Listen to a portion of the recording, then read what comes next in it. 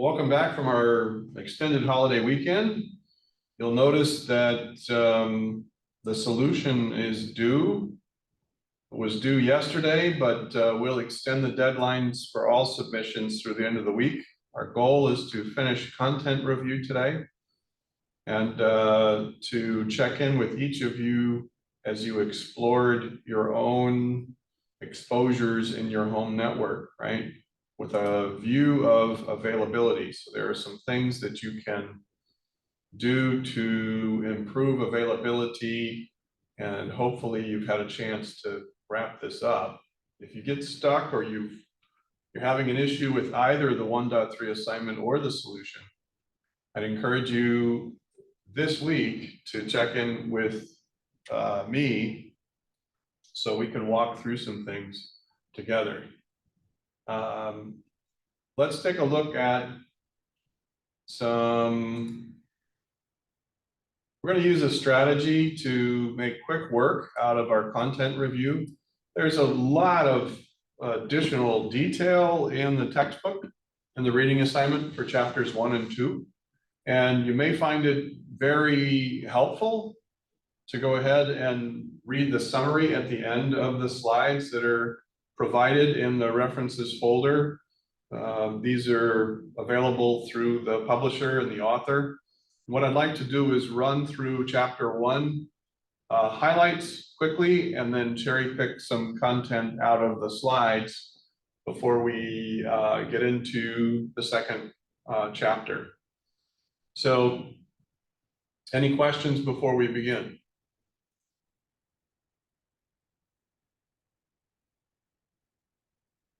So essentially from chapter 1, if you take a look at our student learning objectives, these are the key points that you have to keep in mind. Information security evolved from an earlier field of computer security. Security is protection from danger. There are many types of security: physical security, personal security, operational security, communications, to name a few, network security, national.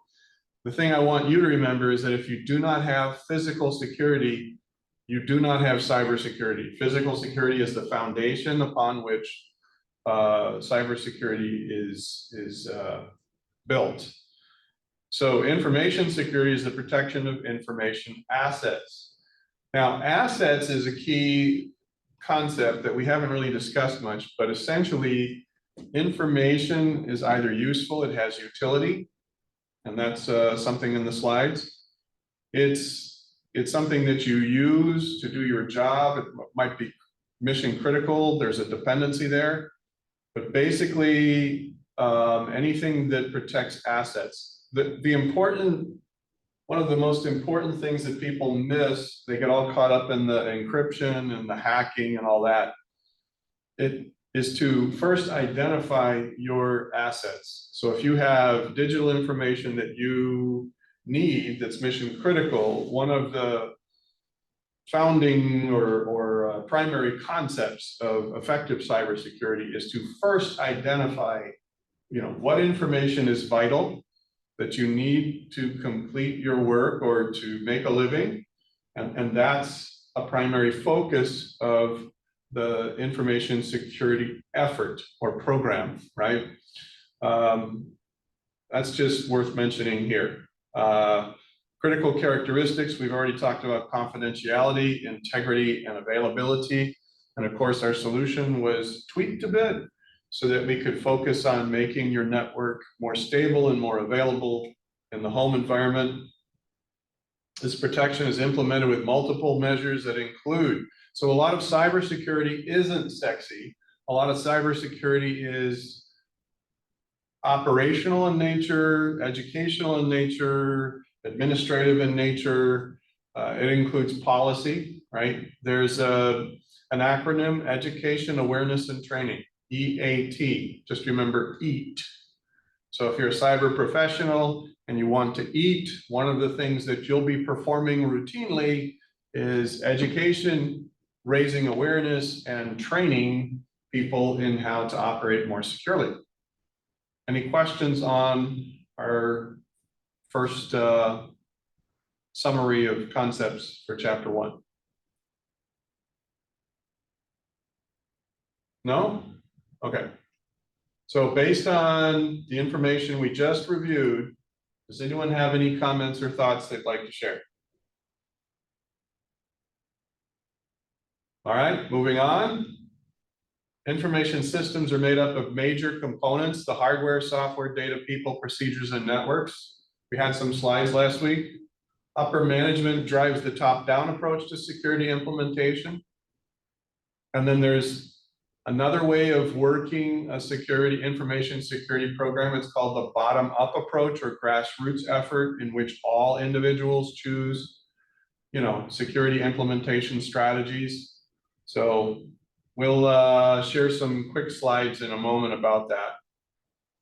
The control and use of data in the organization is accomplished by the following parties. Now, this is something that's an important focus by the author. He wants everybody to understand who's responsible for what. So when you talk about effective cybersecurity, yes, it's the digital assets that you need to cover. You cover your assets. Anyone ever hear of CYA? I need somebody to unmute your microphone. Have you heard of CYA before? Cover your assets? Yeah. No, never. I've never heard that acronym. Okay. Well, there's something similar. CYA is an acronym that's usually cover your backside, right? But in any case, you need to think about the 5 W's and the H, right? The who, the what, the where, the when, and the how, and the why. So whenever you're framing an effort to secure your digital environment, you want to think about the who, and the what, and the where, and the how, and the why. In this case, the who. Data owners are the ones who are ultimately responsible for the security and the use of a particular set of information. These are typically the senior executives in an organization who are ultimately responsible. If digital information is compromised in a company and then somebody's personal information is out and it's exposed and their privacy is violated, or their access there's unauthorized access, typically it's the senior executives of an organization that accept responsibility. They're the data owners. For corporations, you could say the stockholders, right? But then they elect board members who in turn elect the president, who has a cabinet with chief information officers, chief financial officers, chief operations officers. That's called the C. You'll see more of that in a diagram in just a minute. The custodians, right?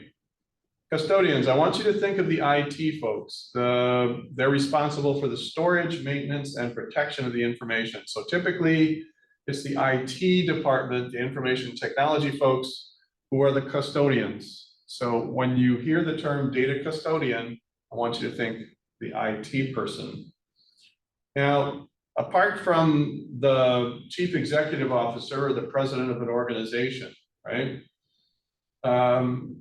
The use of data or its protection is usually delegated down into department managers. So in each of the respective departments of an organization, whether it's manufacturing or it's retail or it's healthcare or it's finance, doesn't matter what kind of organization it is, you're going to have department managers that oversee the use of the data. So at the very bottom of the food chain are data users who work with the information to do their daily jobs, right? And to support the mission of the organization.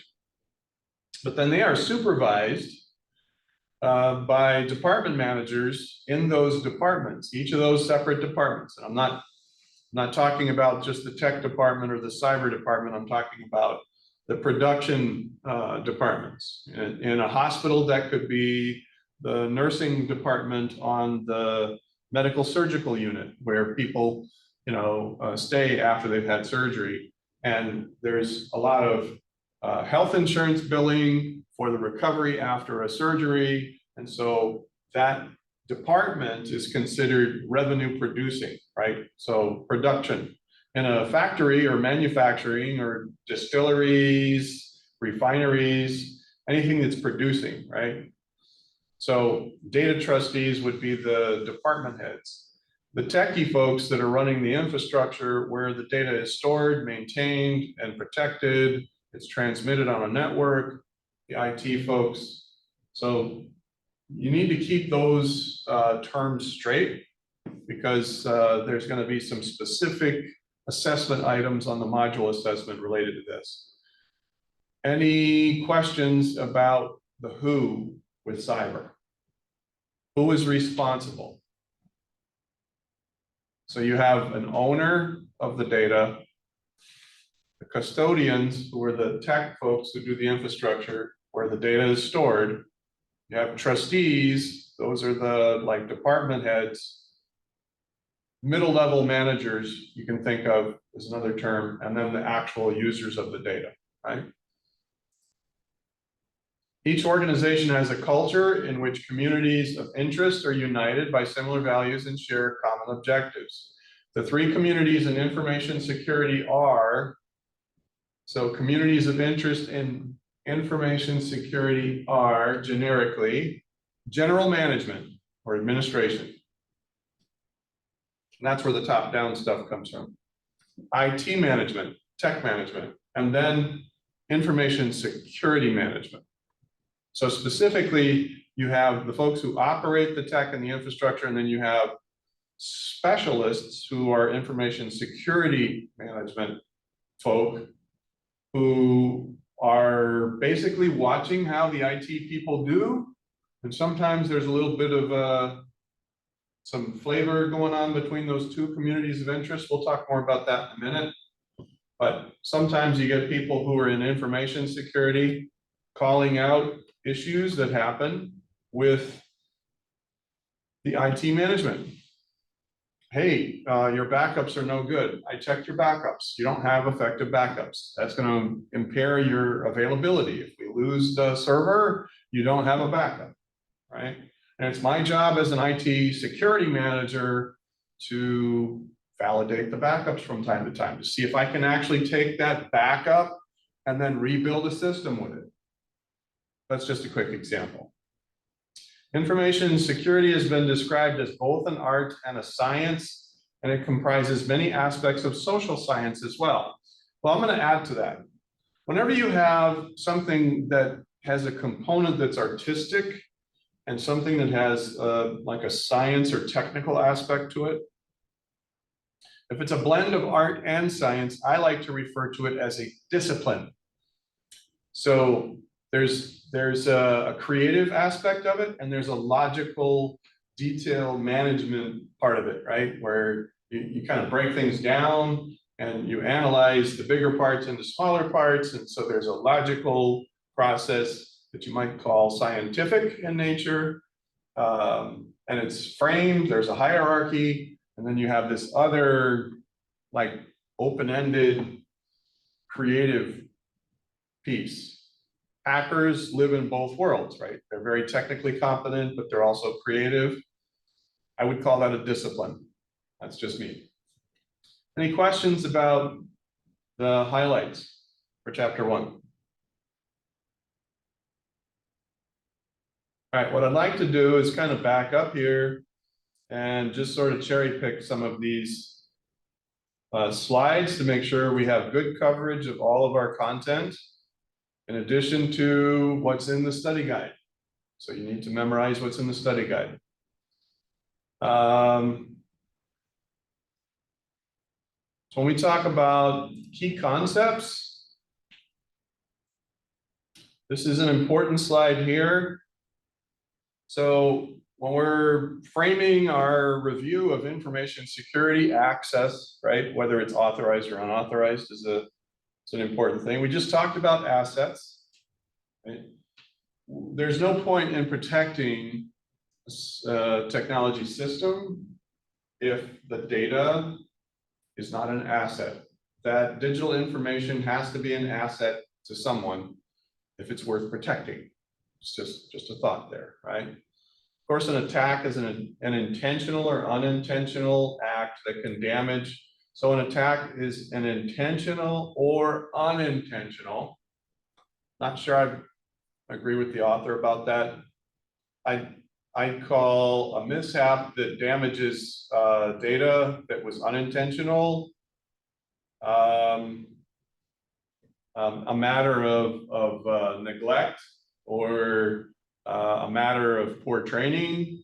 I define it in a number of other ways. I don't know that I would classify it necessarily as an attack, but it is something that degrades the system, right? Damage or otherwise compromise information and the systems that support it.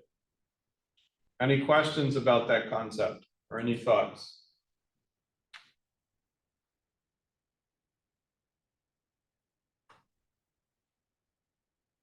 All right, so control, safeguard, or countermeasure. So if you have an affliction, there are things that prevent the affliction or the attack. That would be called a control or a safeguard or a countermeasure, right? So those are the tools that we use to protect our systems and our data. Exploits are a technique used to compromise a system, but it's not necessarily an active attack, right? So an exploit is really, you got to think method. We talked about how it's helpful to think about exposures, the condition or state of being exposed. If there's a method to exploit an exposure, but it's not used, you don't have an attack, right? Just want to be sure, crystal clear, we're sure about the terminology. Loss, that's a single instance of an information asset suffering damage or destruction, unintended or unauthorized modification, denial of use. So when we talk about loss, we're talking about an asset that's been attacked and now there's an effect and it's a bad one, right? There's some kind of loss. You can't use the resource. That means you can't work. So now you're not productive. So now you don't get paid because you can't fulfill your customer orders and you need the customer orders to keep operating. How many days can you go without customer orders if you provide goods or services to customers? Not very long. Just a thought, right? The idea of risk, right? The probability of an unwanted consequence. So when we talk about a protection, I'm going to jump back up to here, a protection profile or security posture. I like to think of this concept as a footprint. Each system or device has a certain amount of exposure or a footprint. And what you want to do is make sure it's as small as possible. Is everybody familiar with the term stealth fighter or stealth bomber? Have you heard that term before? Yeah. Yeah, so if you have a fighter jet and radar is trying to find the fighter jet, a stealth fighter has special material on the skin of the aircraft that absorbs the radar so that it looks like it's a bumblebee. So a stealth fighter can have a radar signature or footprint of a bumblebee, which means that the folks running the radar don't even know the jet is coming. And ideally, I want you to think of security posture as a footprint. When we talk about getting a baseline of where you are, you'll understand in the next module, we ask you to kind of take a record of how much exposure your system has for a given situation, and that's a footprint or a posture. Subjects and objects, so a computer can be either an agent, entity used to conduct an attack, or the target entity. So the subject is the person perpetrating or system perpetrating the attack. The object is what receives the attack. A threat is a specific instance or a component of a threat. That a threat is a malicious agent that is capable, a malicious agent or damaging condition that has the potential to afflict. It doesn't mean that it happened. A threat event is when they're active and they're doing something, and a threat source is, of course, the category of objects or people or other entities that represent a danger. And then vulnerability is a weakness or faults in a system or protection mechanism that expose information to attack or damage. I do not like to think, I would prefer to think in terms of exposures, because a lot of times vulnerabilities, people don't think they're vulnerable, but they're exposed. Here's a quick example. When you're on the public internet, but you're in the privacy of your home, are you exposed the same as you would be if you were in public using your personal technology on a Wi-Fi network in a hotel or a public hotspot? Would you be as exposed? If you're connected to the worldwide internet from your home, you could be as exposed in the privacy of your home, and you may not understand that you're vulnerable. And that's why I think I'd prefer to tell, as a professional, I prefer for people who use tech to think of exposures and not vulnerabilities. As a human being, we don't tend to want to, there's a psychological hang up, but your author says that vulnerability is an important concept to understand. I'm saying that as far as users, most users don't like to think of themselves as vulnerable. It's helpful, in my experience, to talk about exposures. If you're on a website, you shouldn't be, and you're at work, that's a not safe for work, NSFW kind of condition. And that can cause all kinds of exposure, which could lead to exploits in the hands of a threat that's present in the environment kind of thing, okay? Everybody with me on that?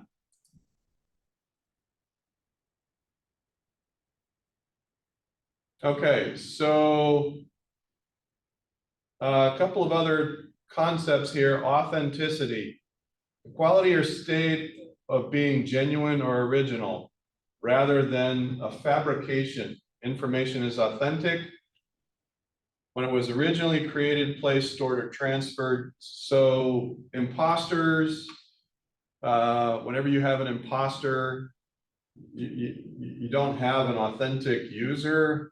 So the idea of authenticity extends beyond just the data. Here is a very useful slide. So here's one slide that I'd really like to spend a little time to look at closer.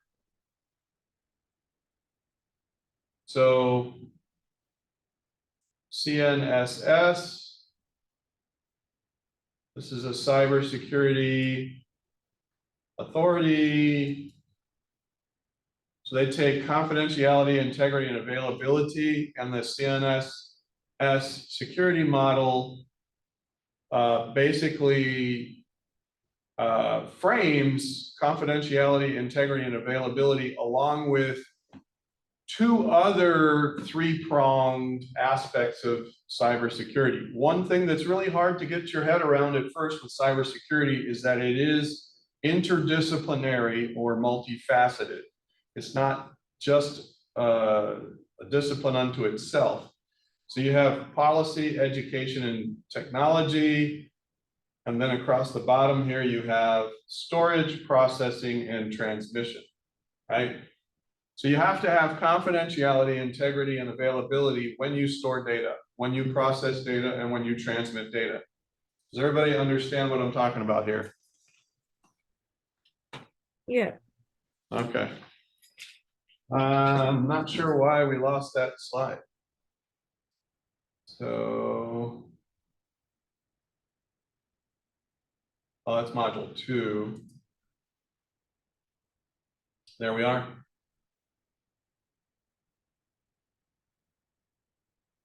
So you also have to, you have to address confidentiality, integrity, and availability components when you educate your users, when you provide the technology for them to use and you deploy that technology. You have to think about those things, and you have to have policy. Now, policy, I'm going to say this over and over again. A lot of people don't think policy is important. But here's another way to think of policy. Policy is like the law. There is a privacy law in 1974 that established for the United States of America, that all citizens of the United States of America are entitled to a certain degree of privacy. It is the law that you are afforded the right and privilege of privacy. It's both a right and a privilege. We could have a whole class on that.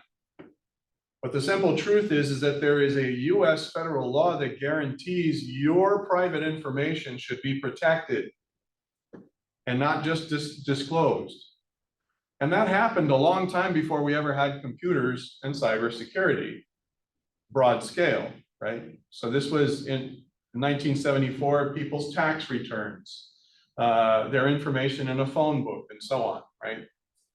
Now, you have laws that are mandatory as far as what they prescribe, but policy is an organization's law. Policy is a written standard that is typically enforced. It's supposed to be enforced. So I want you to think of policy as the local law for that organization. If it's policy for a local organization, it is the law if you're operating within that organization. And to think of it in any other terms is dangerous. So you either have a law that works and you apply the law to everyone and the law can be enforced, or you have an ineffective law, right? Does everybody understand what I'm talking about? Can you think of a major law that was repealed in the early 1920s because they couldn't enforce it? I'll give you a hint. It has something to do with distilleries. Prohibition. Does anyone remember Prohibition? Yeah. Yeah, they said, oh, alcohol. That's dangerous. Nobody needs to have alcohol. And they prohibited, it was called Prohibition. They said, no more alcohol. Well, people were making gin in bathtubs. Literally, it's called bathtub gin. And it didn't last long. They couldn't enforce it. So it didn't really work. Just like law, so goes policy. If you have a formal written you have a policy, then you should have procedures on how to implement, maintain, and enforce and refine the policy, right? Otherwise, it's ineffective.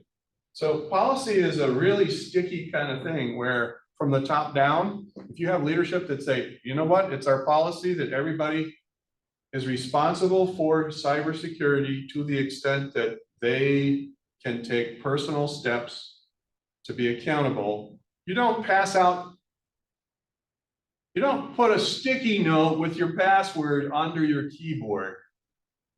Hello? Anybody have like little sticky notes in their wallet or under their keyboard with a password on? I'm just saying, right? That's one example of a policy. All right, enough said about that. So this is a useful graphic, and it's one that you want to, we've already covered the idea that an information system has multiple components, hardware, software, people, procedures, and it's the people, right? So the people, part of culture and communities of interest can create its own problem, okay? Does everybody see this screen? Yeah.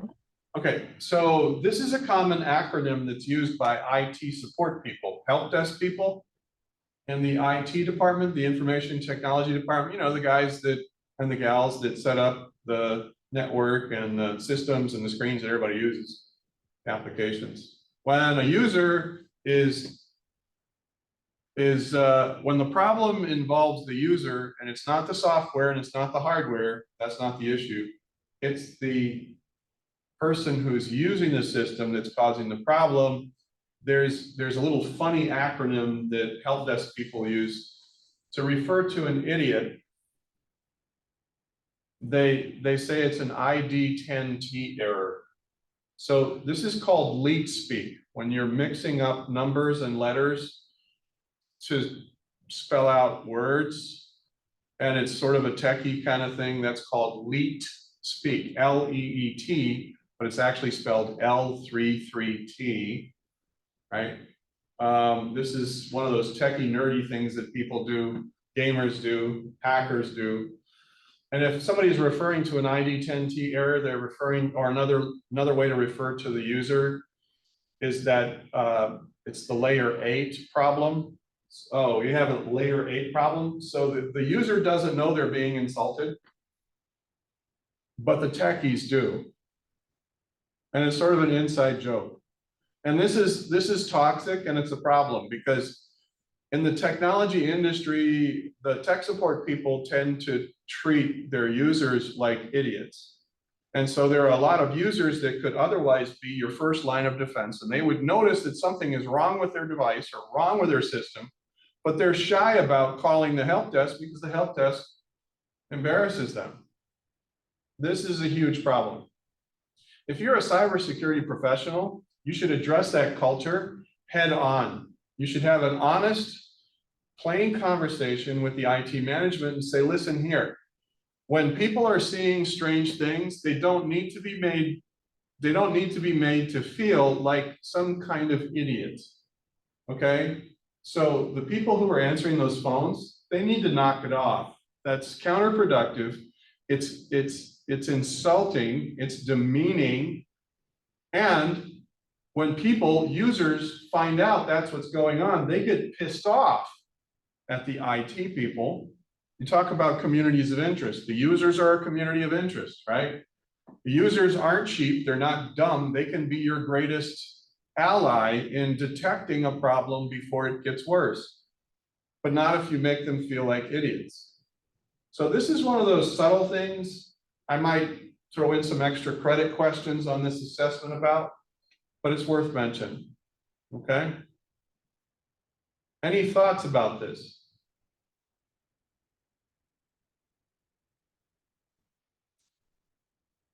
Can everyone see the screen? Yeah, we can see it. Let's talk about essential security and the network. So we said previously that an information system is the hardware, the software, the networks, the procedures, right? And what I want to do is kind of pull it all together. In your home environment, if your network is going to be available more often, then what you need are some basic components in your Wi-Fi router. And most of this is kind of built in, but at a minimum, you have the outside public internet and you have the inside private network. And in between, you should have like a separate internal network, a firewall, and a router. In some cases, Wi-Fi routers include something called a DMZ. If you have gaming network folk in your household, they often will park their gaming console on a specific IP address and then set that up using the DMZ feature. We're going to go into much greater detail about this in the next module ahead, but I do want you to be aware that there should be some basics in your home network, or you're not going to have a reliable home network. And this is, again, a part of what we're exploring in our first solution. So these are the symbols for switch. That's a network switch with virtual local area networks. It's always good to have backups of your data. So this is essential security, right? Each of the clients that are connected on the network should have a firewall, an internal firewall. We have a firewall on Windows. Have you noticed? There's a firewall in Windows machines and on MacBooks. Question: do smartphones have firewalls? Do most smartphones have firewalls? I would say yeah. Only if they're the latest, greatest, and you bought extra features with it. Most of them do not have firewalls. They're connected to the wireless network, which is like an open network. It's different than a switched network. So if you have a switched network, that means it's hard cabled. There's wire. And the network transmission are controlled, right? But in a wireless environment, it's out there, it's public. So these are things that are worth thinking about a little more. And we're going to spend the rest of the semester examining and exploring and tightening things down. I just want to share this with you. In this class, we're going to be returning to this diagram and kind of digging a little deeper in each one of these components along the way. So let's see. This is a huge one right here.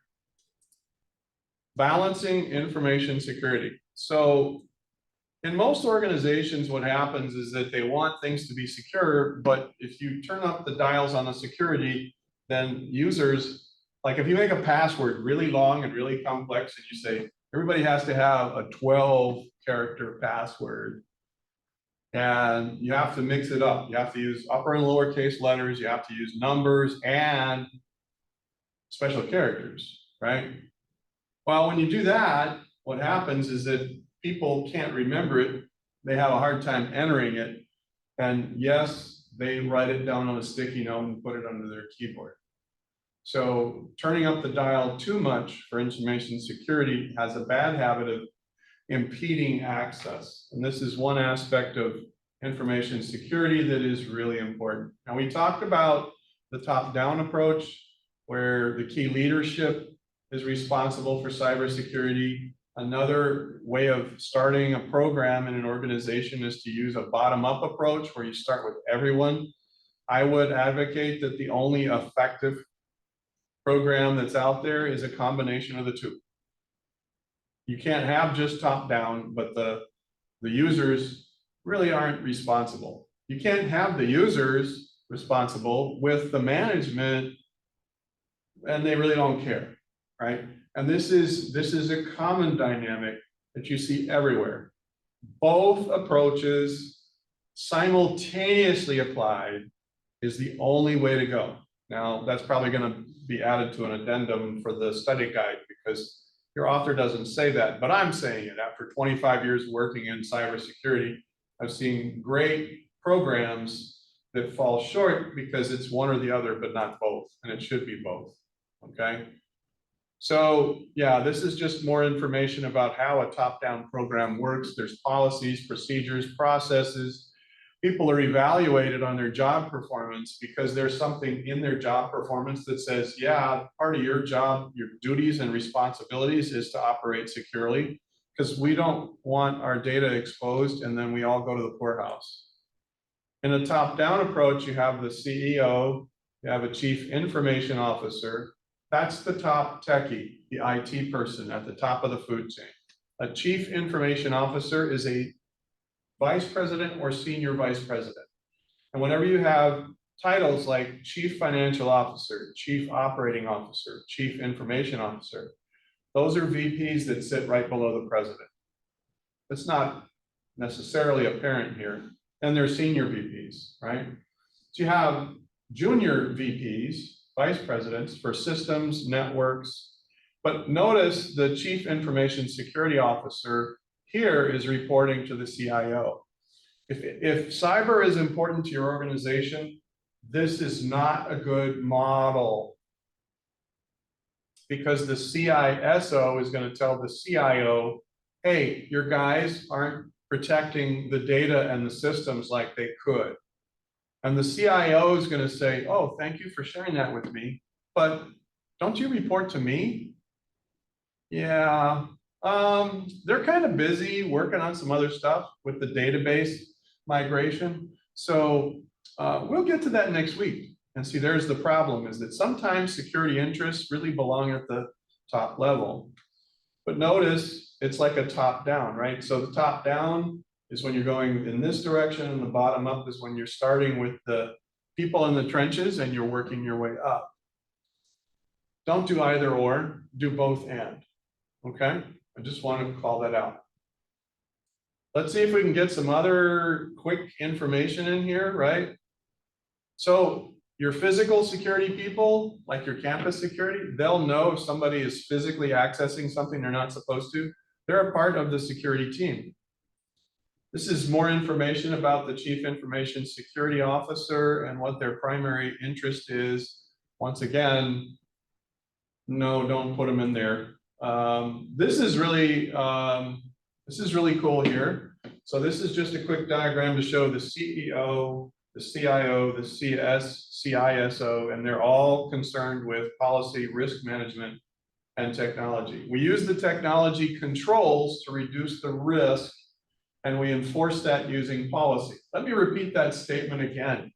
If you have an effective cybersecurity program, you use the technology controls to reduce the risk to your digital assets, and you enforce that and frame that and make that happen with written law, local, inside the organization law. That's called policy, okay?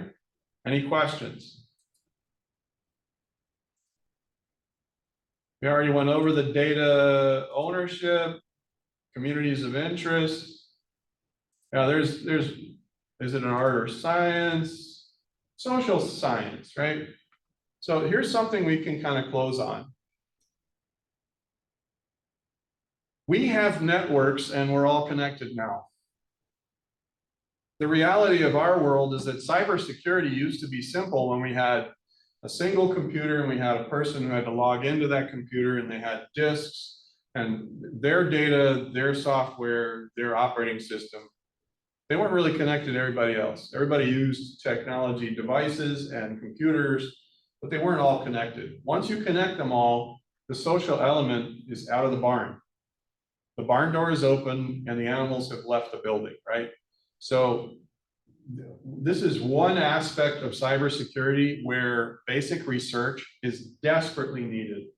Most users do not understand the implication of their collective behaviors, like putting something really obnoxious out on Facebook without realizing that you have 500 friends and then they each have 500 friends, right? And it just, you know, you have these clickbait kind of things that pop up on your screen and they're so provocative. This happens with TikTok too.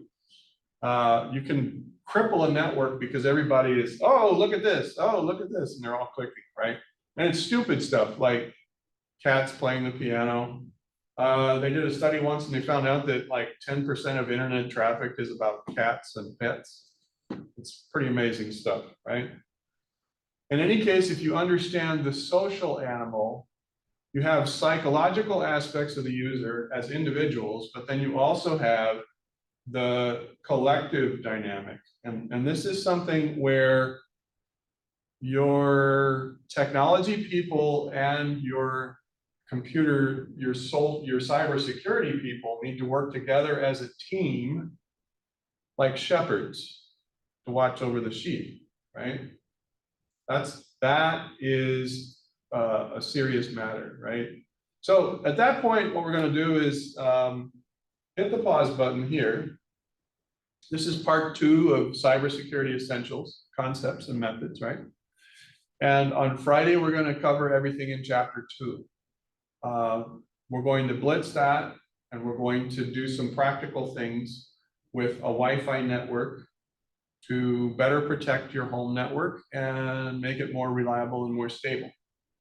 So stay tuned, bring your gear, be in an environment where you can connect to your own router. You can be in the classroom on Friday and you can bring your gear and actually I can help you reset your Wi-Fi and load a new version of firmware on there.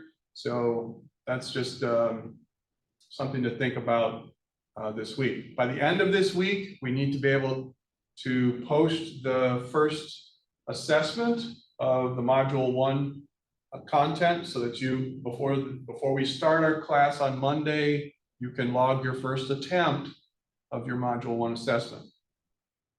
Any questions? After the material and the concepts we've shared today, does anyone have any observations or comments you'd like to share with folks?